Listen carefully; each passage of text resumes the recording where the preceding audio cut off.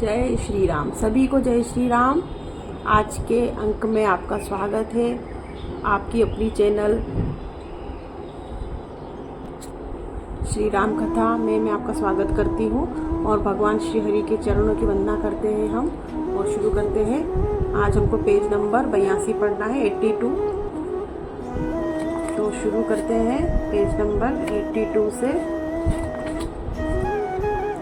सबसे पहले हम हाथ जोड़कर सभी देवी देवताओं से आग्रह करेंगे कि वो हमारे साथ इस महान ग्रंथ का रसपान करें। अगर कोई गलती हो तो उसके लिए क्षमा करें। तो शुरू करते हैं आज का अंक।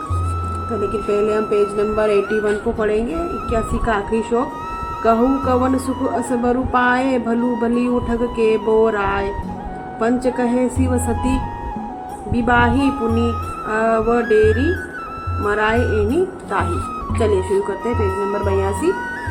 दोहा। अब सुख सोवत सोचू नहीं, भीख मांगी भव खाही। सहज एका किन्ह के भवन, कबहू के नारी खटाई। इसका हिंदी में अर्थ जानते हैं। अब शिव को कोई चिंता नहीं रही, भीख मांगकर खा लेते हैं और सुख से सोते हैं। ऐसे स्वभाव से ही अकेले रहने वालों के घर में भला क्या कभी स्त्रियां टिक सकती है। अजहू मानहू कहा हमारा, हम तुम कहूँ बरु नीक बिचारा। अति सुंदर सुचि सुखद सुशीला, गावही वेद जासु जस लीला। अब भी हमारा कहा मानो, हमने तुम्हारे लिए अच्छा वर विचारा है। वह बहुत ही सुंदर पवित्र सुखदायक सुशील है, जिसका यश और लीला वेद गाते हैं। दूषण रहित सकल गुण राशि, श्रीपति पूर्वे कुंडली वासी। असबर तुम ही मिलाऊ बना आनी, सुनत बिहसी कह बचन भवानी। वह दोषों से रहित सारे सद्गुणों की राशि, लक्ष्मी का स्वामी और वैकुंठपुरी का रहने वाला है। हम ऐसे वर को लाकर तुमसे मिला देंगे। यह सुनने ही पार्वती हंसकर बोली, सत्य गेहूँ गिरी भवतनु एहा, हटन छूट छूटे बरु देहा। कनकऊ पुनि पशानते होई, जारेऊ सहजू न परिहर सोही। आपने या सत्य ही कहा कि मेरा यह शरीर पर्वत से उत्पन्न हुआ है, इसलिए हट नहीं छूटेगा। शरीर भले ही छूट जाए, सोना भी पत्थर से ही उत्पन्न होता है। सो यह जलाए जाने पर भी अपने स्वभाव सुवर्णत्व को नहीं छोड़ता। नारद बचन न में परी हरऊ बसऊ, भवनु उजरऊ नहीं डरऊ। गुरु के बचन प्रतीति न जेही, सपने हूँ सुगम न सुखन सीधी ते ही। अब मैं नारद जी के चरणों को नहीं छोड़ूंगी, चाहे वह घर बसे या उजले। इससे मैं नहीं डरती। जिसको गुरु के वचनों में विश्वास नहीं है, उनको सुख और सिद्धि स्वप्न में भी सुगम नहीं होती। दोहा। महादेव अवगुण भवन, विष्णु सकल गुण धाम। जेहि कर मनोरम जाहि, सन तेहि सन काम। माना कि महादेव जी के अवगुणों के भवन है और विष्णु समस्त सद्गुणों के धाम है, पर जिसका मन जिसमें रम गया उसको तो उसी से काम है। जऊ तुम मिल तेहु प्रथम मुनीसा, सुनतियु सिख तुम्हारी धरी सीसा। अब मैं जन्म सम्मोहित हारा, को गुण दूषण करे बिचारा। हे मुनीश्वर, यदि आप पहले मिलते तो मैं आपका उपदेश सिर माथे रखकर सुनती, परंतु अब मैं तो अपना जन्म शिवजी के लिए हार चुकी, फिर गुण दोषों का विचार कौन करे। जऊ तुम्हारे हट हृदय विशेषी, रही न जाई बिनु किए बरेशी। तऊ कौतुक की अनह आलसू नाही, बर कन्या अनेक जग माही।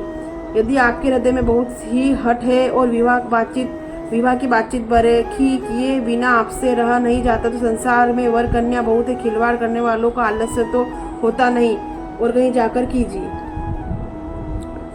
जन्म कोटि लगी रगन हमारी, बरऊ शंभुनत रहु कुमारी। तहु न नारद कर उपदेशु, आपू कही सत बार महेशु। मेरा तो करोड़ जन्मों तक यही हट रहेगा कि या तो शिवजी को वरूंगी, नहीं तो कुमारी ही रहूंगी। स्वयं शिवजी 100 बार कहें और नारद जी उपदेश को ना छोड़ूंगी।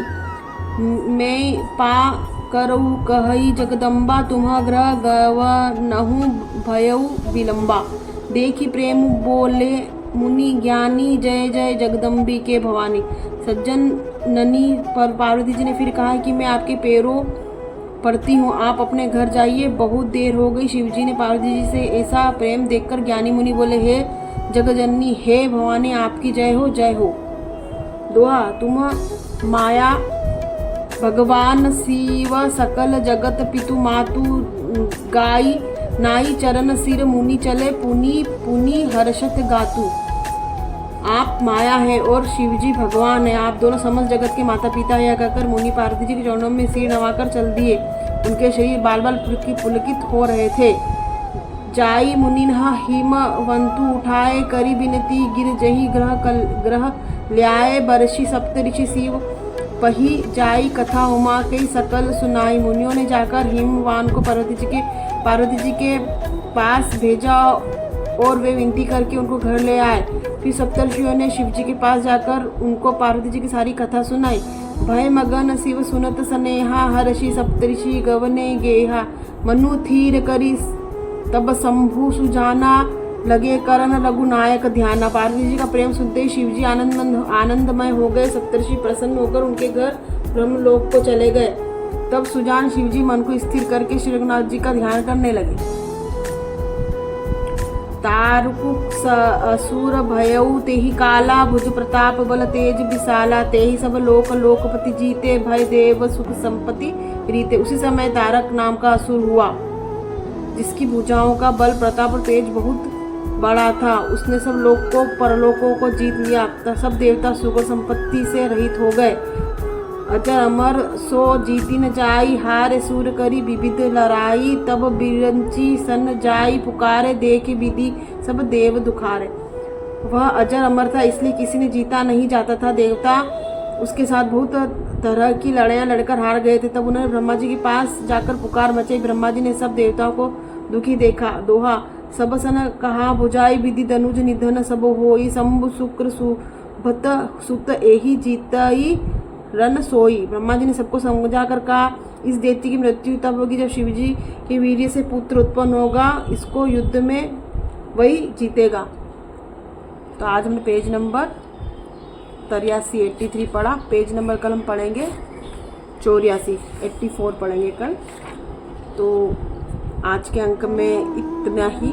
अगले अंक में फिर आपसे भेंट होगी और बड़ा ही रोचक हमारा सफ़र जारी है ये, और ऐसे ही चलता रहेगा। ऐसे ही भगवान से हमारी कामना है। आज के अंक में किसी प्रकार की पढ़ने सुनने में कोई भी गलती हुई तो हम सभी देवी देवता से हाथ जोड़ के क्षमा मांगेंगे। और इसी के साथ हम आज के अंक को उसमें आपसे विदा लेते हैं। फिर मिलेंगे आपके अपने चैनल श्री राम कथा में खुशबू जोशी। फिर आपसे भेंट करूँगी अगले अंक में। तब तक के लिए जय श्री राम।